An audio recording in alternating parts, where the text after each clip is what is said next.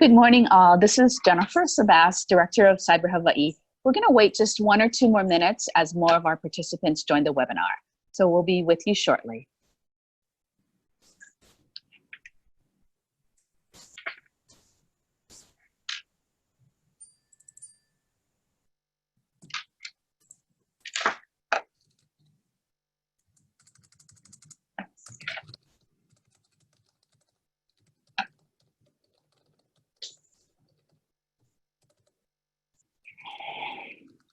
Thanks.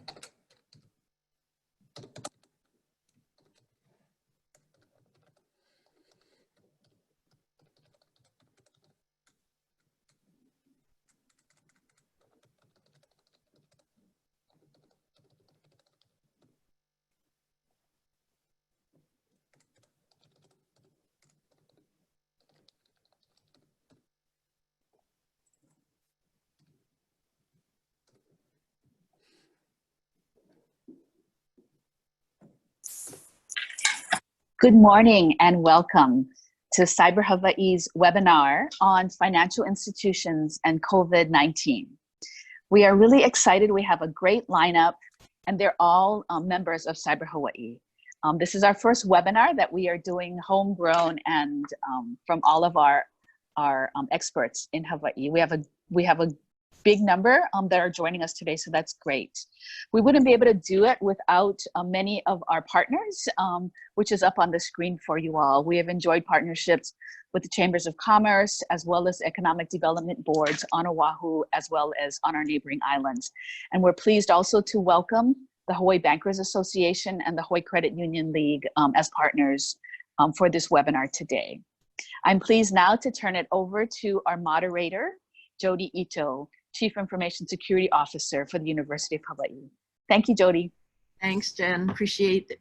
And I'm also very, very pleased and honored to be in such esteemed panelists joining me here today. They're all experts at what they do, protecting their institutional assets, as well as your financial assets that you have stored with them.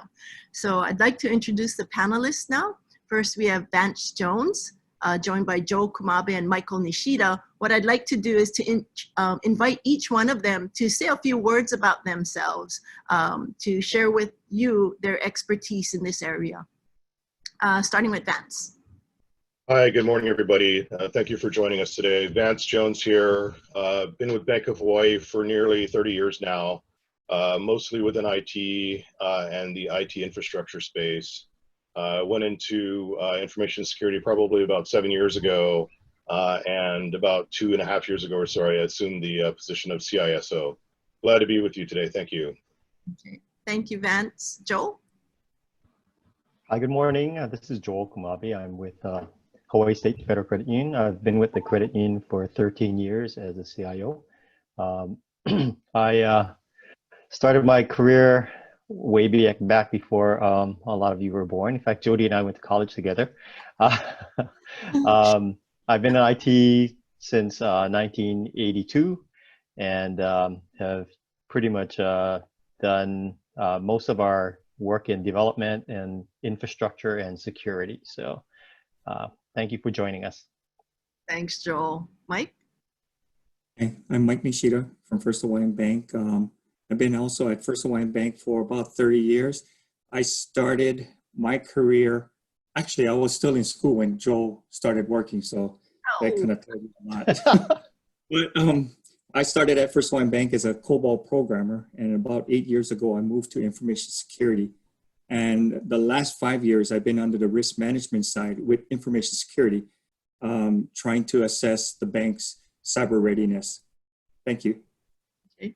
Well, thank you very, very much for joining us. So to kind of lay the stage out for our discussions today, when we all got together initially to discuss the content of this presentation and what we wanted to focus on, the panelists all kind of just stopped and paused, because what they felt is that they're not doing anything significantly differently because of the whole COVID situation. Really, they're using the same processes, tools, and technologies, and still had access to, and the customers also still had access to the same tools like online banking and other digital services. So the main differences now from pre-COVID times to now is that these digital services became much more central to the continuity of business operations and for the customers and consumers to be able to access those services. So the consensus was broadly that the increased reliance on these online and digital services is really going to be the new normal. Right? So this is going to be the environment that we're going to be constantly living in. And therefore, it becomes all the more important that all of us continually practice safe cyber hygiene all the time. And to kind of highlight that situation, I have a short video here that I want to play for you. And it's really going to start with some tips and to show you awareness about how vulnerable devices are when they get placed on the internet and how quickly they can become attacked. So we'll start, and then as it progresses, I'll mute the audio and then talk through the actual attack map.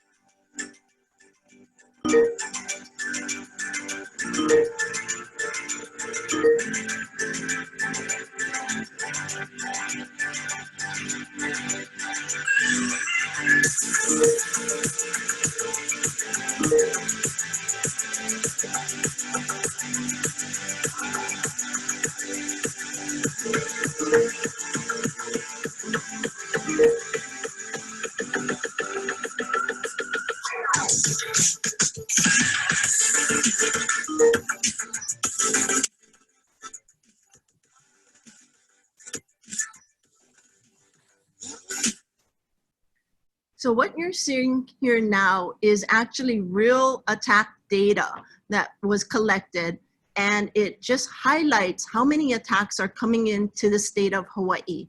And this actual simulation is, again, using live data, but it was slowed down such that it's only 300 attacks per minute. And the information that was stated earlier is, yes, there are actually over 2 million attacks per day on this particular institution. So this is kind of an awareness that we wanted to provide for you, and just to kind of set the stage as to why it's so important for all of us to pay attention to this.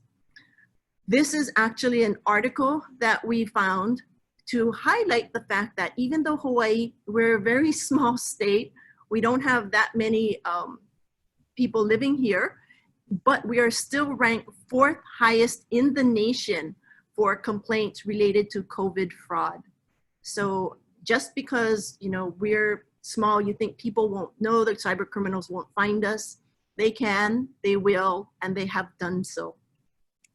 So that's kind of to set the framework for today. So as you're going on and using all of the digital services from the financial institutions, as you're doing your online purchasing and just using the internet and electronic services more frequently, really the thing that we have to pay attention to is that the cyber criminals are very cognizant and will use all of the current things that are going on in our society to try to commit and convince you to give up your sensitive information. So they want to commit these cyber crimes, and right now they're using a lot of COVID related scams and phishing. Therefore, we all need to be vigilant and cyber aware and constantly practice our good cyber hygiene. So with that, I'm going to start off and give us a kind of a broad definition of phishing, which is really a cyber crime that's initiated usually via email. And the email appears to come from someone you know someone that might be in authority position and trying to lure you to give up sensitive information. And thanks to our panelists, we'll actually have some specific examples of current phishing emails that came through. The other thing that's happening more frequently now is we're calling it vishing, which is really phishing conducted by telephone calls. So now that we can do voice over IP, it's very easy to impersonate phone numbers to look like it's coming from Hawaii or looks like it's coming from, say, a place that might be one digit off from a phone number that you're very familiar with. Right? And again, it's somebody calling you, and it could be digitally generated phone calls. And finally, we have smishing, SMS phishing. So that's basically phishing conducted by text messages. So next up is that basically talking about some of the different types of scams that are on the increase. These are the ones that started early on, and I'm going to turn it over to Mike.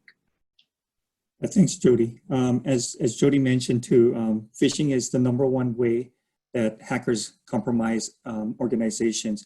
That's true studies that they've done in the industry. What we're trying to do today is not to show you specific tools, but what we're going to try and convey to you is using what your organization already has.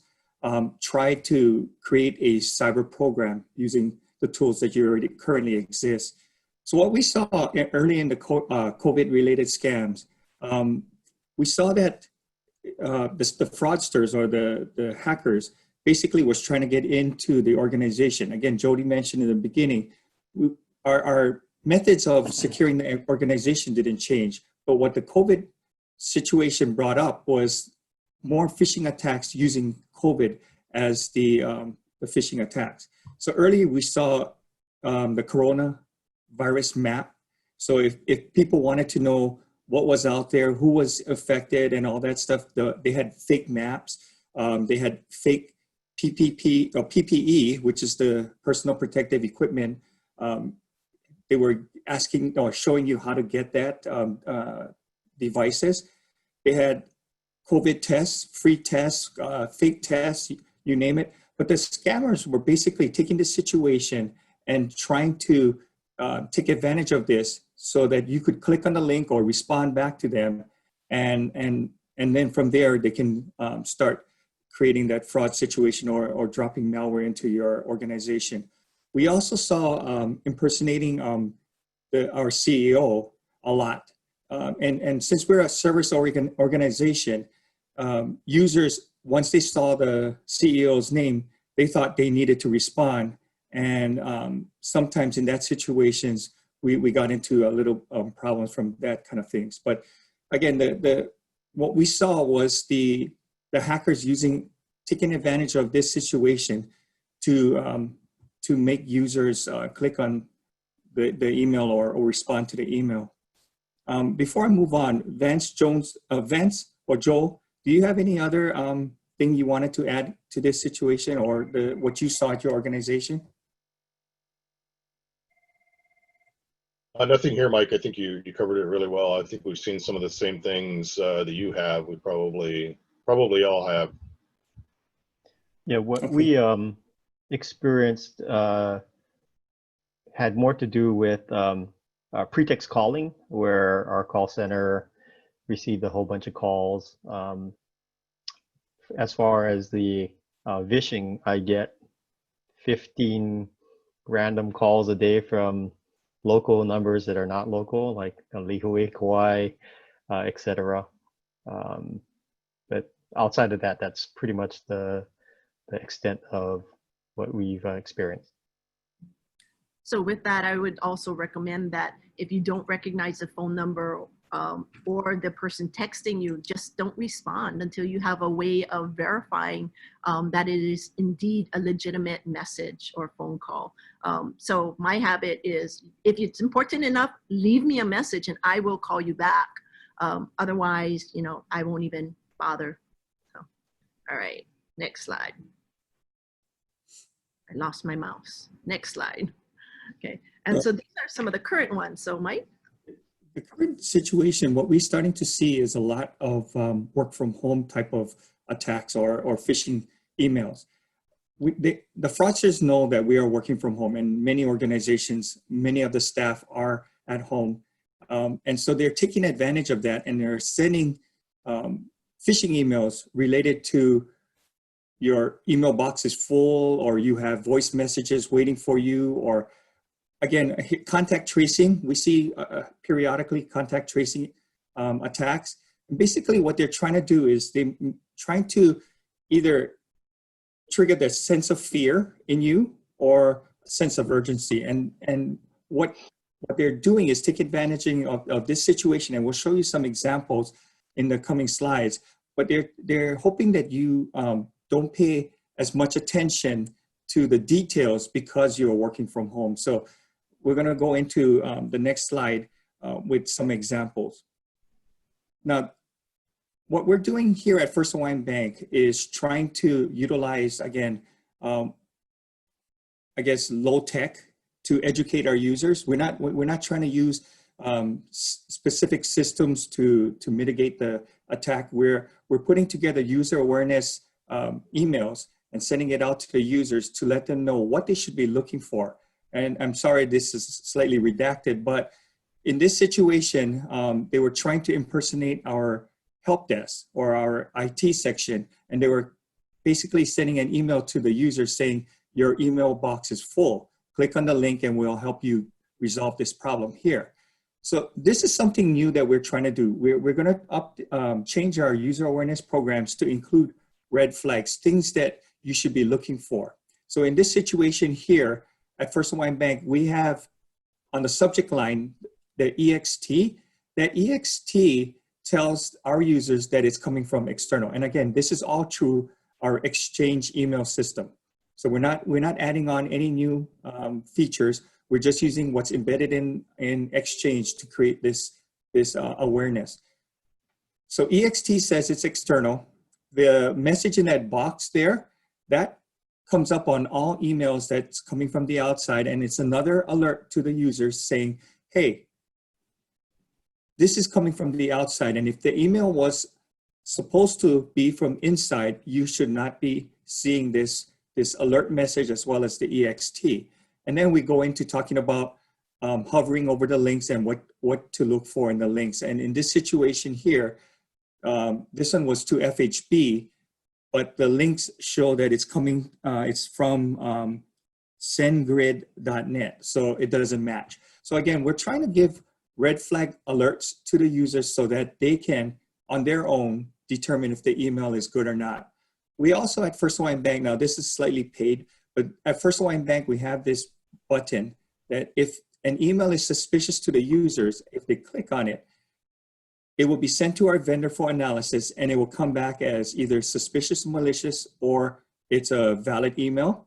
And then from there, the users are able to determine, again, using the vendor to determine if the email is valid or not. So that's what we have at First Hawaiian Bank. But if you didn't have that vendor, by just putting that EXT and that message in that box, we found that it helped reduce a lot of the impersonation or our CEO impersonation type fraud. So that's what we're doing here at First Hawaiian Bank. And I know Vance is going to go over something that he does at, or he witnessed at Bank of Hawaii. So Vance? Thanks, Mike.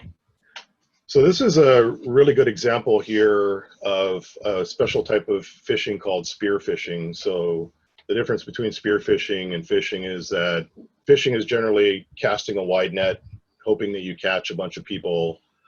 Spear phishing is a more targeted attack. So it's very specific. The attackers have done their homework. They've done the research. They know who to impersonate and who to target.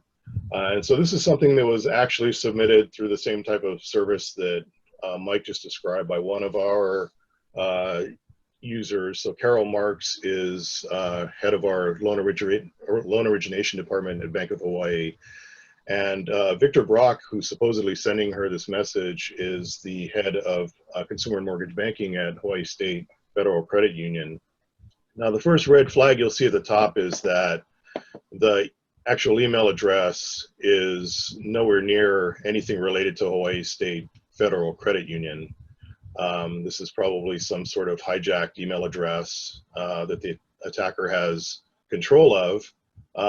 And so a key red flag here, similar to what Mike described that they're doing at First Hawaiian Bank, we also tag on the subject line our emails that come from the outside. Now this one, as it turns out, you would expect to be from the outside because Victor is outside of our organization. So in this context, it makes sense to have this external, but if you read through the email, and the context here is that Victor is current president of the Mortgage Bankers Association of Hawaii, of which Carol is a member. And so he's reaching out to her in that capacity and asking her to facilitate the purchase of some gift cards. So that's a key red flag. Gift cards are a very easy way for threat actors to monetize their attacks. So they love gift cards. They want you to go buy them, and ultimately they'll if they hook you in and further the conversation, they're going to trick you into trying to take pictures of the gift cards with the codes exposed on them, and that's how they monetize their attack. I do want to emphasize that in this sort of attack, there's really not a great defense against it. So Hawaii State Federal Credit Union has very good anti-spoofing defenses in place, just like we all do. But this sort of attack here, where you're taking an email address that's not even related and using it along with a display name that does match somebody from the organization, there's not a lot of great defenses against it. There are some things you can do in your own organization to flag your key top executives and look for things like this, but beyond that, there's not a whole lot that can be done. You can see here that they'll do things like add an email address, or sometimes email address, physical addresses, phone numbers, in a signature block here to sort of add to the legitimacy of the attack. Another thing I wanted to point out with this one is that while you can clearly see in this screenshot that the email address is not related to Hawaii State Federal Credit Union, in some interfaces, and I'll use the iPhone as an example, they don't show you this. All they're going to show you is the name Victor Brock. So you kind of have to tap on the name to drill in to see the actual email address. So I think the bottom line in all these attacks is when you read something like this and it just seems out of the ordinary, strange, as Jody mentioned earlier, you want to verify out of band, right? So reach out, make a phone call, use another email address. For goodness sakes, don't use any of the information they put in a signature block, but reach out of band to confirm it. That's really the best defense against these sorts of attacks. Right. And you also bring up a very good point about when you're reading the emails on smaller screens, your mobile devices, it is very difficult sometimes to identify the red flags that you would normally be able to see if you're reading it on a computer. So my habit is that if I see a message that appears to be from like my supervisors or leadership at the university, if it seems suspicious, I won't respond from my mobile device. I will jump on the computer to actually read the whole email, and then I can look for those red flags more easily. So it has saved me a couple times from responding and perhaps falling for a fish. Okay. Yeah, Jody, I think the bottom line is that when you think of email, just know that you can never really trust a single email. You always have to verify when you're being asked to provide information or to do something that's related to money. You'll always want to verify out of band. Email, it's sad, but it's the way it's evolved over the years since it was invented many years ago. It really can't be trusted. Right. Thank you. Good point. So what can you do about this? So these are some of the remediation actions that perhaps you could take, and I'm turning it over to Mike. Yeah, thank you, Jody, and thank you, Vance. You know, the one thing that I learned by talking to Vance and Joel was the idea that we need to come together. You need to have contacts, you need to have relationships with other organizations so that you can find out how they are doing certain things. And again, as we discussed in previously, it may not be that you have to have the latest and greatest security tool. Some of these things that we're talking about is just education. And on the slide here, the second bullet is about awareness training. identifying the malicious link, training your users on hovering over the link to try and identify if that link is valid or not. Don't click on malicious attachments, or even any attachments for that matter. If you feel that it's not legitimate, or you have some suspicion about why this may not be right, don't click on it, and ask for help. Either the help desk or your security department, somebody, ask them for help rather than just clicking on it. So that's what we start training our users with. Now, on the bottom here, it says that Cyber Hawaii has put together a phishing program, and Joel will talk about that later in the presentation. But phishing tests are very, very important, because it basically, what it does is it reinforces your education program. It tests to see if all the training that you have provided to the users are working. If it's not working, then you adjust the program, and you constantly test, adjust, test, adjust. At First Hawaiian Bank, we test on a quarterly basis. In fact, we just recently test the COVID contact tracing and several of the COVID-related phishing tests, or phishing schemes that we've been seeing. And for the most part, our failure rate, that's the number of people who actually fell for the phishing test, was around 4%. Now, our goal, when you set up something like this in your organization, you have to basically set a goal. And we set a 10% failure rate goal. And our goal is basically to keep under that. So we're running right anywhere from about 4 to 8%. And our goal is to try and adjust our training awareness program to get it even better and better. I know we were talking to Vance earlier, and at Banco, his failure rate is really good. In fact, I may have to go and ask him for a session on how he gets down that low. But Vance, Joe, you want to mention anything about your organization and how you guys conduct your phishing tests? I can talk a little bit about what we've done more recently, because kind of like you, Mike, previously, as recently as late last year, we were doing quarterly testing as well, and we found we got down to a failure rate that was similar to yours, and then we started to ask ourselves, how can we get lower?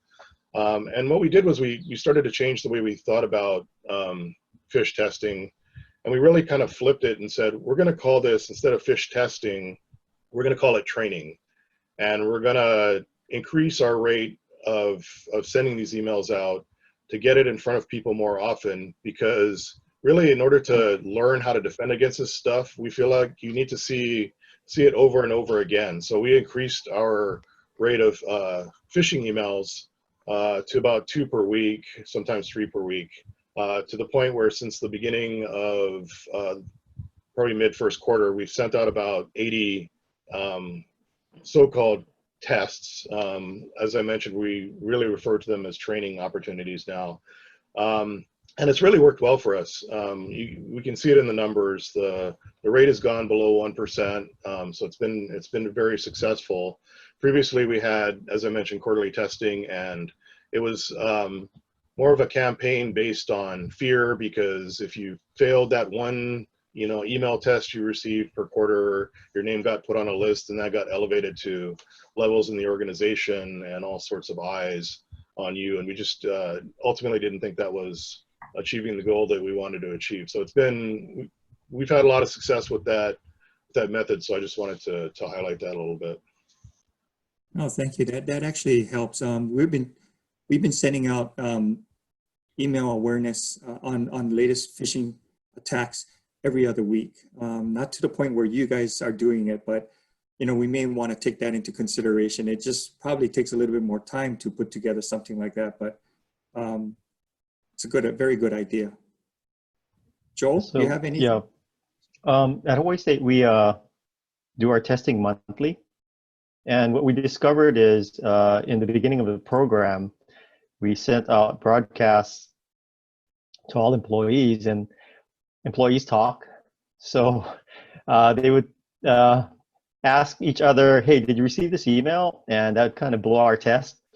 So what we did was we randomly group our employees into 3 separate groups. So they get sent 3 separate sets of emails every month.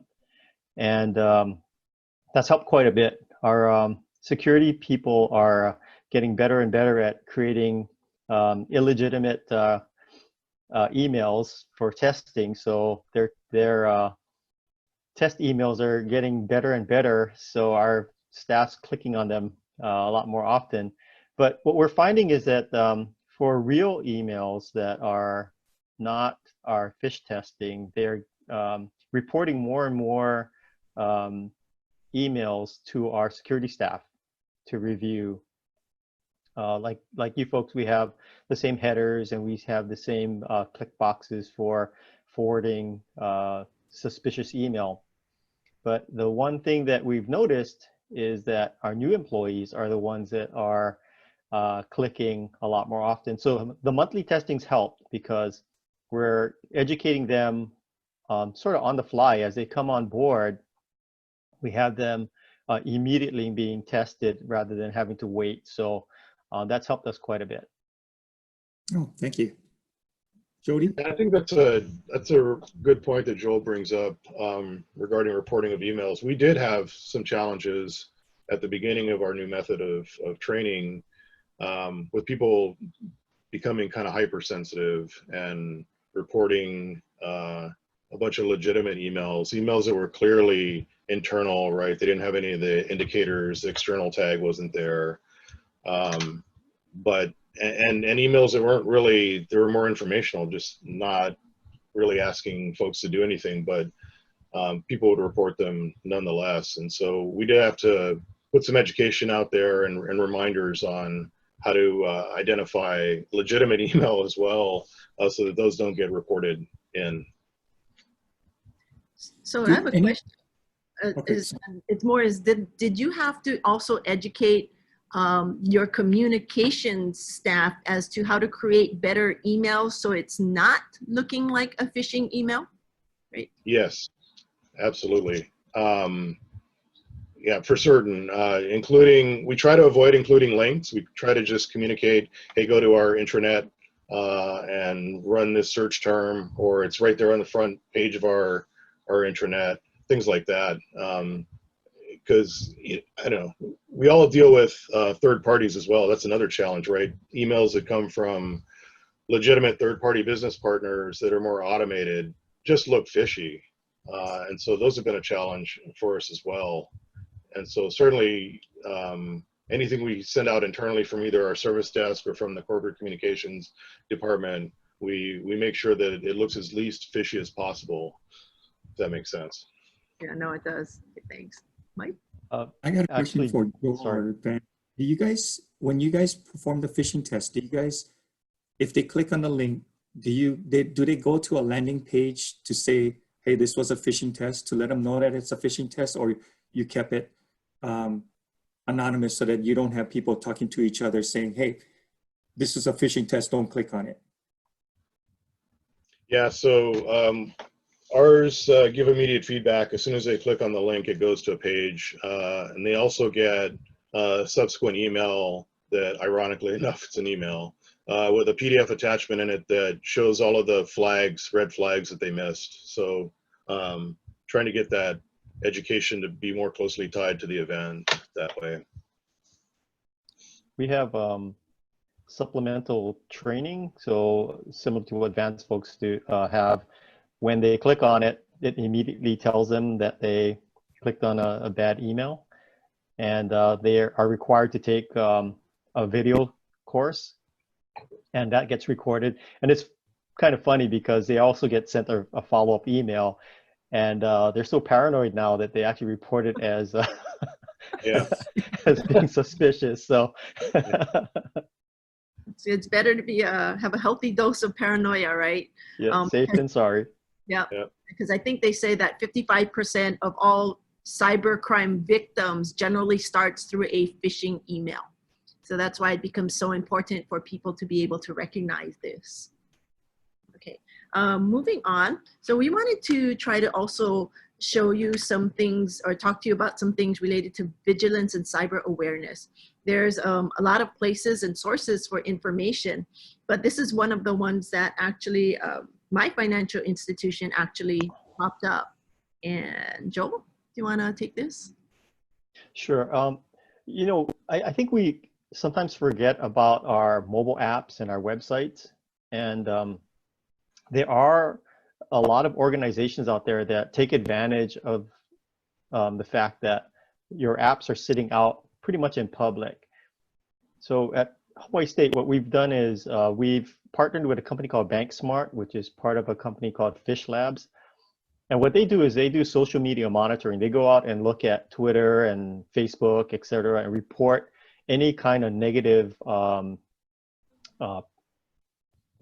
comments about our organization or any key words that our president, our company, et cetera.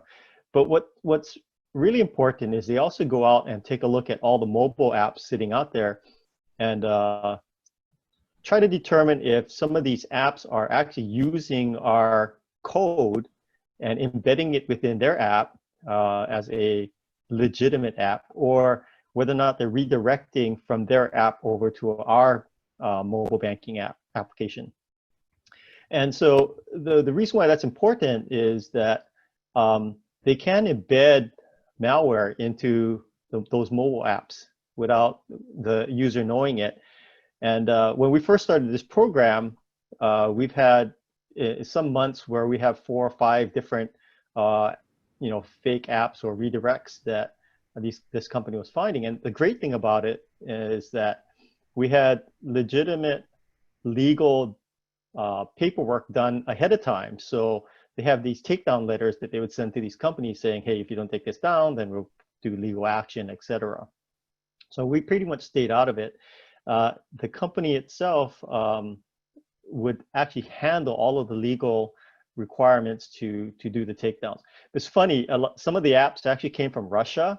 So it's kind of interesting to see these fake apps in Russian with our logo on it. So so you never know where these are going to sit, and especially for banking and the financial industry, you can open an account from anywhere in the world.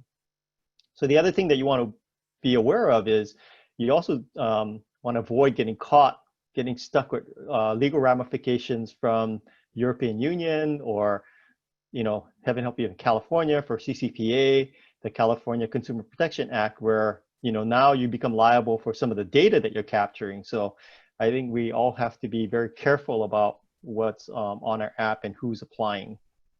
But also that's all a pretty big vector for fraud as well, because we were also receiving some fraudulent new accounts through our website. So be aware and alert. Vance? Thanks, Jody. So Bank of Hawaii, as we were talking about yesterday, Bank of Hawaii and First Hawaiian also employ similar services to the protection of our mobile apps. But on the consumer side of things, what you really want to do is make sure you're downloading your applications from a legitimate source. Usually the younger generation, but a lot of folks out there like to root or jailbreak their devices so that they can bypass some of the controls that the manufacturers put on those devices to let them do what they want to do and install what software they want to install. But that can be a very dangerous endeavor. You risk installing applications, to Joel's point, that have malware embedded in them, and not only are they going to impact the application in your banking, but they're going to, depending on the security state of your device, may actually allow them to take over your entire device and inflict all sorts of other harm. So it's important. I would highly recommend, if anyone does it out there, to rethink jailbreaking or rooting their devices. And always, when you install applications, go to if it's an iOS device, the Apple App Store, for Google, to the Google Play Store, and nowhere else to install your applications. We talked at length about watching what you click and what attachments you open in email. Again, email is very untrustworthy, and it's just, you really have to think when you process an email and not act just based on that email itself, right? Reach out a band and confirm. Try not to let curiosity kill the cat, right? Sometimes they're really good at putting things out there that you yourself are interested. I think we all have triggers, right? I mean, even myself, I have to process these emails, and some are more likely for me to click on than others. Even though in the end, because I do what I do, I always have pause. You know, if you're not immersed in this day to day, like we all are, then it's even easier for you to succumb to something that may interest you. So just be very, very careful. The third bullet point there, don't give out any passwords or sensitive information. Absolutely. No legitimate company is going to contact you and ask you to provide a password. It just doesn't happen. So no matter the vehicle, whether it's email, phone calls, or text, just be very, very careful about what you're being asked when they reach out to you unsolicited. Hey Vance, can I mention something? Yeah. You just brought to mind about jailbreaking, and maybe one of the suggestions is to consider some kind of mobile device management software to monitor the devices themselves. So for some companies that have company-owned cell phones, etc., the mobile device management, you can actually put rules in so that the operating system on the device has to be at a certain level and not jailbroken, so that these things can't happen. Yeah, that's a great point, Joel. Thanks for bringing that up. I think all of us probably run mobile device management applications within our institutions for those personally owned devices that are used to connect up to the corporate systems for things like email. And you're absolutely right. Those applications are designed to provide the right controls to prevent things like jailbroken devices from connecting up and impacting, you know, our back-end systems. And, you know, if you're a smaller company, there are offerings out there that are pretty scalable, as in scaling down to be affordable. I'll just put a plug in for what Microsoft offers in their Office 365 space. They have their Intune offering that's a part of Office 365. And it's that mobile device management software that allows you as a company to control what your end users can and can't do with their mobile devices, not restricting them from their personal use, but protecting any company information that may be contained thereon. We actually have a question in the Q&A. So those of you out there who do have questions, please either use the chat or Q&A. This is from Neil. Have your organizations offered an increase in cybersecurity training since COVID? I'll say that what we've done is we've really upped our external communications, as I'm sure everybody has. Lots of communications via the channels that we have available to us. Social media is more and more becoming the channel of choice for our customers. So we are very active in the social media space, as I'm sure the others are as well. For, you know, ironically, email, right? Lots of folks still rely on email. We've upped our communications there as well. And then on our primary webpage, boh.com, there are links to additional education and information. So yes, we have, because of COVID, really upped our communications. Same here at First Hawaiian Bank. We used to send out notification of phishing emails, attacks, you know, periodically, but since the COVID situation and everyone working from home, we had stepped up our user awareness program, just because, you know, we knew that people were at home using sometimes their own devices, and we needed to protect them as well as whatever they were using at home. So yes, the short answer is we did step up our user awareness training program. Joe? Hawaii State, we didn't. I think we we only use corporate equipment on our system anyway. So we've just hardened all of our devices that people are using and made sure that they only use corporate owned devices that are fully configured. Thank you. One more question in the Q&A.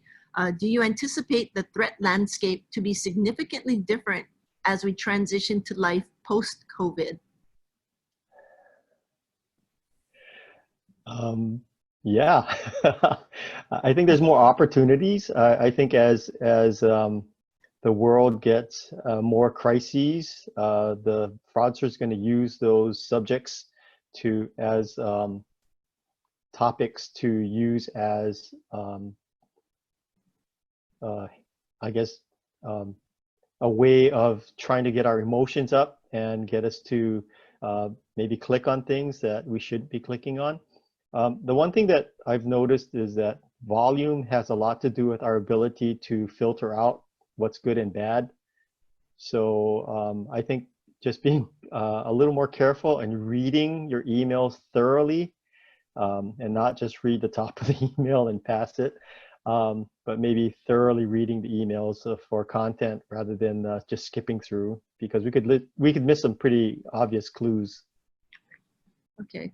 I think one thing, I think the way we work, our employees work, is going to probably change. We're probably not all going to come back into the office. You see articles in the publications out there that basically says people are considering just you work from home forever, permanently.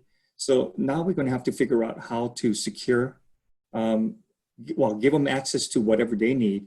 So we're going to start probably looking at the cloud more, and how we're going to secure it, how we're going to monitor it.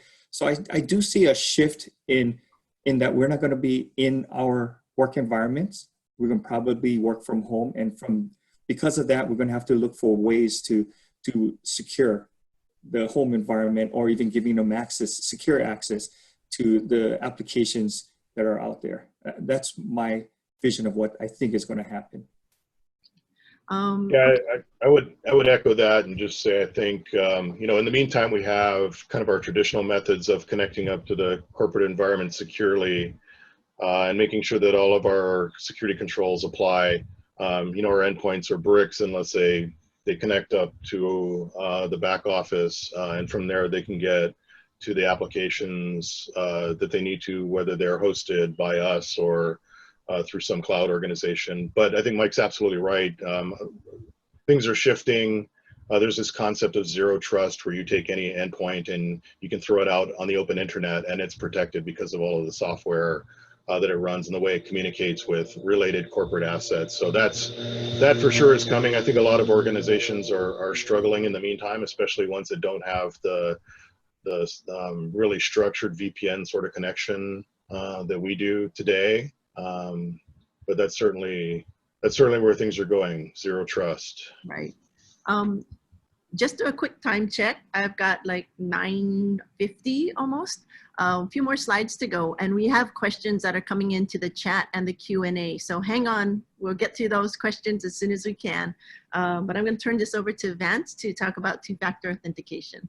Yep, thanks, Jody. I think a lot of us know that many services out there, whether it's social media, your banking, insurance, you name it, Amazon, offer what's called two-factor authentication. And this is simply beyond just your login ID and your password, some sort of out-of-band code that either gets sent to you via SMS, that's probably the most popular, or there are apps that you run on your devices called authenticator apps that produce a code every X period of time that you need to enter when you log in. Just a second way of confirming you are who you say you are, so that if your passwords are compromised, which we're going to hear about more in a minute, that the threat actor, if they have that password, can't get in because they don't have that second factor of authentication. You never want to give that out. Obviously, there have been some attacks, and we've seen this, where threat actors will call and represent us and say, hey, we're gonna send you a code to verify you are who you say you are. And again, the threat actor is calling a customer, and we want you to read that code back to us. And so they'll, in the back end, they're sitting on our own website for electronic banking and trying to log in as a customer, knowing that that code is going to get sent to that customer. The customer then reads that code off to the threat actor, and the threat actor uses that to log in because they already have the customer's password. So bottom line is, you never want to give that code out to anybody who calls you, for sure, or anybody at all, really. And one of the things we've done, and I've seen that a lot of others are doing now, is they're putting, first and foremost, before they give you the code, they're saying, do not ever give this out to anybody. So be aware of that as well. Great, thank you. Next. So unfortunately, passwords still tend to be the keys to the kingdom unless you have multi-factor or two-factor enabled. So let's talk a little bit about passwords and why it's so important to protect those and create strong ones. So Mike? Yeah, in the interest of time, a lot of these password recommendations, you've seen them before. The difference is now we're moving into longer passwords. So the recommendation is moving away from passwords to more passphrases, which means stringing together words,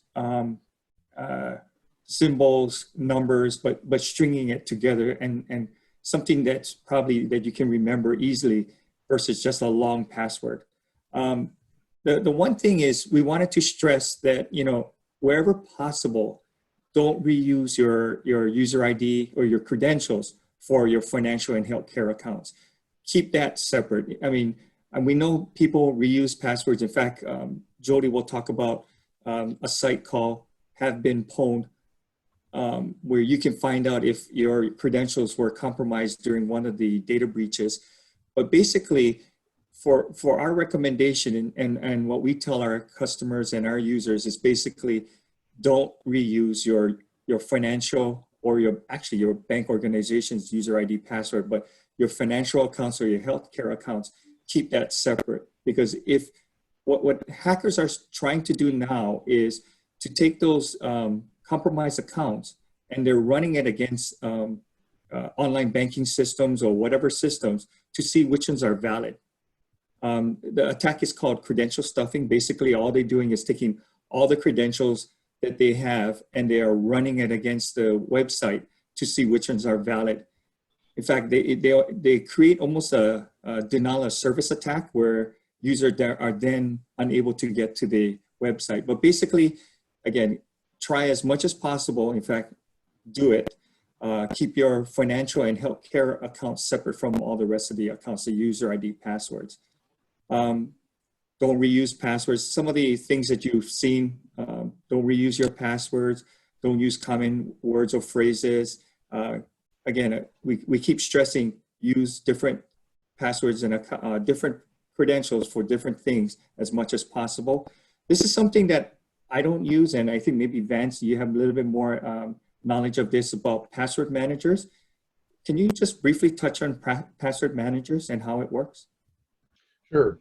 Password managers are applications that allow you to securely store all of your passwords. A lot of them integrate to browsers, actually making it fairly easy for you to invoke those passwords. And the idea is that when you have that sort of mechanism available to you, you can use these auto-generated super long passwords that you don't need to remember because it's in your password manager, right? I use one called LastPass, and the name says it all, right? You just have to remember one password. You want to make it a good password, but once you invoke that password and a second factor of authentication, you get into your vault of secure passwords. And this is something that most security professionals will recommend in this day and age. Not everybody trusts them. At the end of the day, it's technology, and technology can fail. So I have friends that do things like they have a system or a pattern that they use that varies for their websites. And like Mike mentioned, right, the sites you really want to protect are your highest risk sites, or like your financial sites. And so take that risk-based approach. You can reuse passwords for house.com or something like that, but not for your banking sites. But these password managers really help you to create long, strong passwords that aren't going to be cracked anytime soon, even if they're caught up in a data breach. It really provides that mechanism. But in addition to coming up with maybe a system to invoke different passwords for different sites, I've had people say, is it okay if I write them all down in a book and lock it up in my safe? Yeah, that's perfectly fine. It's whatever you're comfortable with. But at the end of the day, what you want is a unique, strong password for each one of your sensitive sites. Again, taking that risk-based approach. Okay, thank you. So that last bullet item and link on the bottom of the page, have I been pwned? It's pronounced pwned, sort of like owned with a P. That actually will allow you to check if your email has been breached and maybe identify where it was breached. And personally, I did try this a few years ago, and I used my Hawaii.edu account. And unfortunately, my Hawaii.edu account was exposed in the LinkedIn breach a few years ago. And so once this whole COVID thing started, I said, I haven't done it for a while, did it again. I found my email address was now exposed in 14 different breaches. So quite a heads up for me. And this site, again, you can type in your credentials and then you can drill down to see more information about what breach it was exposed in. The problem with all of these breaches now is data collectors are now being breached. And these are organizations that buy data from different places and combine them together. So now if those data collectors and data aggregators are breached, then really there's a lot of information that potentially could be out on the dark web, as we call it, where criminals can access it. Okay. So kind of moving on to the final area or topic for this session in 3 minutes, we're going to basically talk a little bit about the strategies that you can employ to keep yourself safe. So Vance, take it away. Yep, thanks, Jody. This first point is key here. Everybody has the ability to update their software. The manufacturers release updates for very good reasons, many times for security reasons. So it's important to keep all of your devices updated with the latest security patches in particular, and be cognizant of what devices you have, right? You might be surprised if you looked at your home network to see the number of devices that are actually connecting out to the internet. Each one of those things, you know, there's this concept of the Internet of Things, IoT, right? Everything's becoming internet connected, right? And all of these things need to be updated regularly, otherwise they can be used as attack points for your network. We mentioned two-factor authentication, use that whenever possible. We talked about strong, unique passwords, leveraging things like password managers. You definitely want to back up and encrypt your sensitive data and store it outside of your home, right? You may experience something like a fire, or you want it to be disconnected at any rate, so that if you become a victim of something like ransomware, your backups themselves don't also become encrypted. Secure your network, look at your home network router configuration and make sure that its management interface is not open and exposed to the internet. These are things that threat actors leverage, and keep those devices in particular patched. There's an issue right now with, I think, about 79 Netgear router devices that are vulnerable, some of which can be updated with a patch, others just need to be swapped out. So you want to kind of keep tabs on that and make sure you're running a good solid you know, Wi-Fi router firewall device that connects you out to the open internet. Obviously, you want to be careful when you're using public Wi-Fi, any open Wi-Fi. There's an attack called man in the middle, where they'll try to convince you to connect up to them first, and then they'll let you out to the internet. Usually that involves you having to accept a certificate, and when you do that, that then allows them to decrypt all of your traffic. So even if you're using HTTPS encryption through your web activity, they're able to break that and read your sensitive information. Lastly, your last line of defense, kind of checking your financial statements regularly to make sure you don't see any fraudulent activity on those. And I think even before that, there are all sorts of options for you in your electronic banking to set alerts for certain thresholds, things like if your account goes below a certain amount.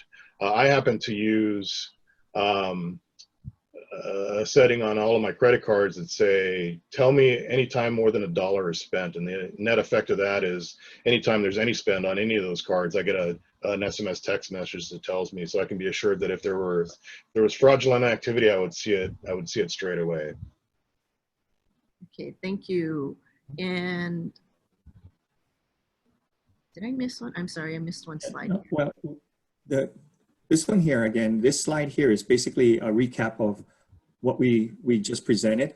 And it's basically use the tools and resources that you currently have to build your information security program. Use modern browsers or supported browsers like Chrome, patch your computers. These are things that you can do for your organization that requires very little to no money at all. The last thing we have here, because of time, Joel has an initiative that Cyber Hawaii has put together, and we'll have Joel talk about this phishing initiative. Joel? Thank you, Mike. So Cyber Hawaii, one of the things that they've been doing is really trying to promote cyber health among the community, and especially for small businesses and smaller organizations. Thanks to Alan Ito, he has coordinated with a company called Cofense and offering their product called FishMe, which is a fish awareness training. And this is a great program.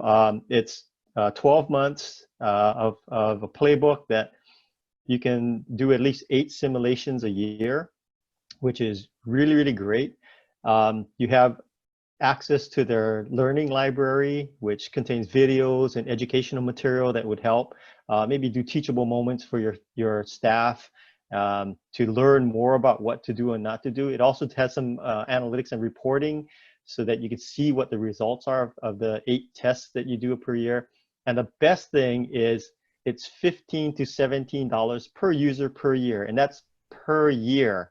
So the unfortunate part is there is a minimum of, if you have 25 users or less, the minimum is going to be, somewhere between $375 and $425 a year, but that's really a great deal. And I would encourage anyone that's interested to contact Cyber Hawaii at that link below. The unfortunate part is you have to respond by September 1st because we need to coordinate with Cofense on getting the program started. And if you would like to ask any questions, by all means, email that to Cyber Hawaii. Make sure that you include your contact information and the number of people you're trying to register, and we'd be happy to help you. So thank you very much. I believe we've actually talked a lot about and answered on some of the questions that we've received. We are actually a little bit over time. For those of you that want to stick around with us, we'll try to get to the last few questions that we have came in via the Q&A and chat. From Maverick, with most of the organization's workforce now working from home networks versus corporate networks, what changes besides security awareness can be made to help mitigate cybersecurity risk? Anyone want to take that? Well, so like I mentioned before, part of the mitigation for us is to make sure that the only devices that connect to our network are corporate-owned devices that are secured, updated, patched, etc. We also have them coming in via VPN, so it creates a secured tunnel between their device and our network. And we do have 2-factor authentication, like most organizations have. And at First Hawaiian Bank, we have something similar. We have a VPN connection, but when you connect up to our VPN, you're not allowed to download or upload things to our network. So even though you're using your own device, you're coming into a session that is basically terminal emulation type. So you can't download or upload any kind of malicious documents to the network or inject malware to the network as it currently stands. And as Joe mentioned, we have 2-factor authentication. Yeah, we have that as well. Actually, more in line with what Joel described. Our devices essentially can't do anything, even on a local network, a local home network, unless they're VPN connected back to our data center. And really, that's just VPN tools and configurations brought to bear to create that secure environment, which not everybody has available to them, I realize. And we're kind of in this weird state now between that extreme and zero trust, which is, as I mentioned earlier, the ability to throw your device out onto the internet and have it be well protected because of all of the software and configurations that it runs. So kind of hanging in limbo now for a lot of folks, and that's why there are challenges out there with work from home sorts of attacks and people succumbing. Hopefully we get to zero trust. Hopefully this whole thing accelerates all of us towards the zero trust end, is my hope. And I'm going to take this as the last question coming in because it's actually related to the phishing tests. What is your disciplinary action to those who failed phishing tests? I'll take that to start. So we had a hard time with this one because I think initially we weren't so sure about what disciplinary action to take. But the more that we started doing it, the more we started seeing trends, especially repeat offenders. We actually started writing up procedures for HR action. So I did the right thing, and rather than come up with something fresh and brand new, I quote unquote stole it from Alan Ito and Hawaii Pacific Health. And I borrowed their language and adapted it to our organization, and we're in the process of getting that approved right now. And it's just subject up to termination, depending on the number of failures. And I'll be happy to ship that off to anyone that is willing to want to see it. It's fine. Thank you. Anyone else? We don't have anything like that in place at this current time. You know, my philosophy is the phishing attacks that are coming in are very tricky, and even for me, it requires me to take a double take at the email, and I'm always asking myself, would I be tricked into clicking on it? And some of them are really, really good, and you know, it's very hard to fault somebody for clicking on something. Then again, I do understand the other side, and we'll probably have to do something in the middle. And that's why I was asking a question about the landing page. This was our first time that we used a landing page saying that when you clicked on an email, a message would pop up and says this was a phishing test. So that was our first time. Prior to that, we really wanted to get a baseline to understand who was clicking on it, how often they clicked on it, what made them click on it, and all that kind of stuff. So now that we're into this phase of letting them know that that was a phishing test, we'll probably do education if we see repeat offenders, go to their manager, go to their boss, their group leader and what have you, and do some kind of education program at this current time. That's the plan. But it may shift eventually to more of what Joel just mentioned, working with HR. Yeah, part of our immediate feedback loop is, in addition to going to the landing page and getting the follow-up email with describing what was missed in terms of red flags, is also an email that goes to that person's immediate manager. So there's that conversation that can take place. So if somebody on your staff is constantly clicking on something, then you can have the appropriate conversations. And you know, at the end of the day, it could result in action with HR, but that we really haven't seen that yet with our more recent strategy of high volume training. Again, we call it more training. And folks just get it, right? You can see even the repeat offenders at the beginning no longer are repeat offenders, right? So again, I think our strategy of getting this in front of them with high frequency and truly training them on how to handle this stuff, like Mike just said, you know, everybody has their triggers, and you look at some of these and they're actually really good. Hard to fault somebody for clicking on something that at the end of the day, you know, I'm no fan of email. It's just a horrible construct. It's really hard for people to sometimes figure out what's real and what's not. You know, just to add on to what Vance just mentioned, as you just heard, his user awareness program is constantly evolving, same like ours. We took a stance at a certain point, and we made certain kind of program assumptions, I guess, at that point. We did it, and now we're looking at the test results. We're changing the program again. So it's a constant evolution. So today we may answer it this way, but tomorrow we may be totally different, you know, but it's a constant evolution. You just need to constantly change and keep looking at your program, evolving it, and making the necessary adjustments as the hackers change their strategy and tactics. Great point, Mike. All right. Well, thank you very much, everybody. We are definitely over time. There are a few more questions I think that Jill copied down, and we can answer you by email. I'm going to turn this over to Jen, but thank you everyone for joining us today, and thanks to the panelists. Thank you all. And thank you all for staying just a bit longer for the questions. Thank you to Jody and our panelists, all members of Cyber Hawaii. Hope you got some good tips. We will be posting the slides on our website for those who have already asked for the opportunity to take a second look and to study further. So on behalf of Cyber Hawaii, thank you all for tuning in and have a great day. Thank you, everyone. Thank you. Thank you. Bye-bye.